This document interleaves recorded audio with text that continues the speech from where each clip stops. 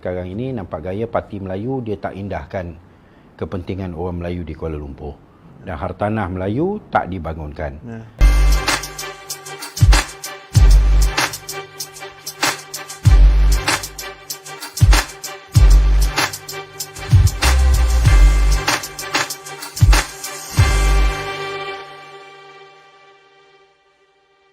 Okey, Wabi. Saya suka tanya soalan bonus lagi. Tanya tu soalan bonus. Ada satu soalan bonus lagi tentang portfolio Wabi dulu sebagai mantan Menteri Wilayah berkenaan tanah di Kampung Baru Lumpur ni. Dari nilai sekaki persegi yang disetujui dan akhirnya dulu katanya UMNO kata boleh dinaikkan lagi. Dan akhirnya bila sekarang ni katanya ikut kata satu rundingan yang rasa-rasa macam tak boleh nak menepati apa yang YB itu tentukan. Mungkin YB boleh jelaskan lagi macam mana? Yalah. Aduh, ni pun saya ada banyak saya nak komen tentang Menteri Wilayah ni lah kan. Tapi saya rasa simpan dulu. Hanya dalam soal Kampung Baru ni, ini adalah kawasan dan tanah orang Melayu. Ya. Awak parti Melayu yang kononnya nak membangunkan Melayu dan nak membantu orang Melayu. Ya. Ini peluang keemasan untuk membangunkan Kampung Baru di mana orang Melayu akan menerima, pemilik-pemilik di sana, kalau dia jual tanah mereka, akan menerima sampai 6 bilion. Ya? Berdasarkan kepada 1,000 kaki persegi, orang Melayu akan dapat 6 bilion. Ya? Dan tanah mereka akan dibangunkan dan mereka boleh beli balik hartanah yang dibangunkan di situ dan nilai hartanah itu akan meningkat pasal setelah dibangunkan. Kalau yang tanah yang 1,000 sebelum dibangunkan, bila dah bangunkan mungkin ianya akan menjadi seperti KLCC yang setelah dibangunkan nilainya 3,000. Kan? Lalu ini adalah satu peluang untuk membantu orang Melayu yang sedang menghadapi masalah dengan tanah mereka yang dalam satu geran nama dah berpuluh dan akan bertambah selagi mana ianya tidak ditangani. Ya. Nombor satu. Nombor dua, kiranya kita bangunkan dan kita kekalkan soal syarat pemilikan tu mesti orang Melayu, maka jumlah penduduk Melayu di Kuala Lumpur, khususnya di kawasan Kampung Baru tu, akan dapat kita tambahkan hampir 10 kali ganda. Kan? Lalu kalau kita duk sibuk kata Melayu tak ada di Kuala Lumpur ni ramai bukan Melayu lah apa. Inilah peluang keemasan. Dan saya cukup kecewa, lebih-lebih lagi setelah bila dia menjadi sebagai menteri, dia kata aku perancang bandar yang profesional. Aku boleh faham dalam sekejap dalam dalam tempoh yang pendek dan aku akan cari penyelesaian. Dan akhirnya penyelesaian dia apa? Lalu aku tengok, aku rasa alah, ni kadang-kadang cakap tu lebih-lebih kan. Tapi anulah, bila dibangunkan dengan cara yang sekarang ni, dia kata kita serah kepada pemilik, cari pemaju, bangunkan. Kan, buat sendirilah. Kerajaan cuci tangan. Ya. Maka ini akan menghasilkan satu keadaan yang agak cacah marba lah.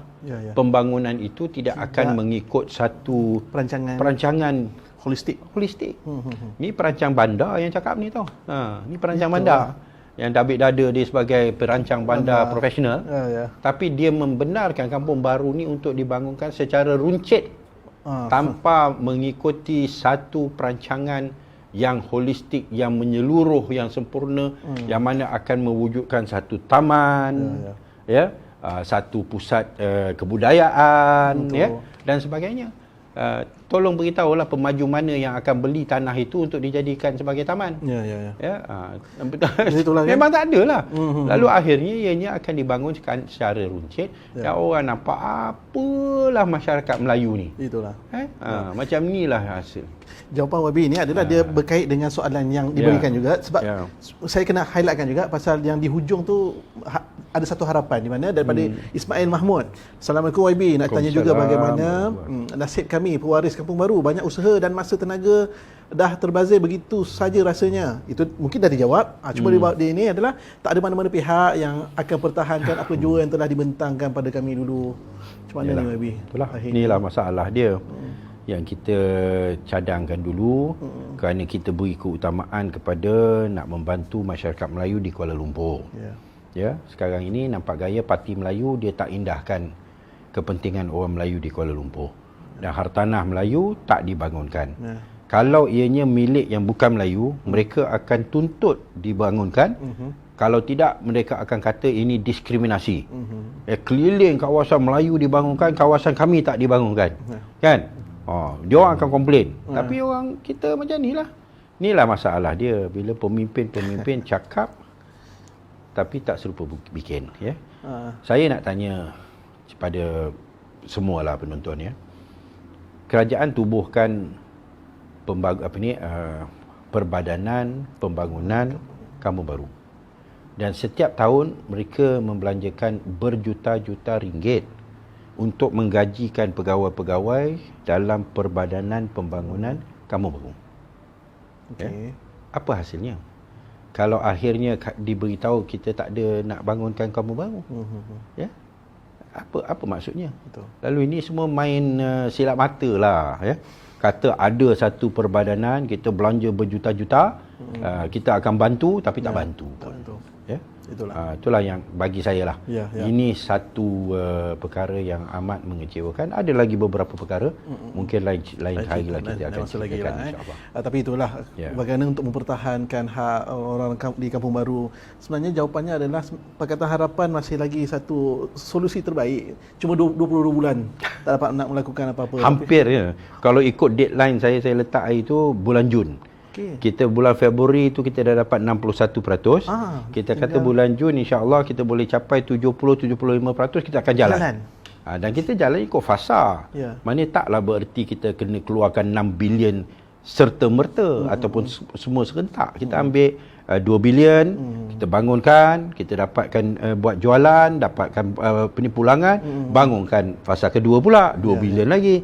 Lalu dalam 3 fasa akhirnya insya-Allah seluruh Kampung Baru boleh dibangunkan dan waris Kampung Baru semua akan mendapat manfaat. Itulah. Daripada satu rumah boleh jadi 20 rumah mampu milik. Itu. Ya? Hakikatnya begitu. Kan? Jadi, sayang. Jadi itulah.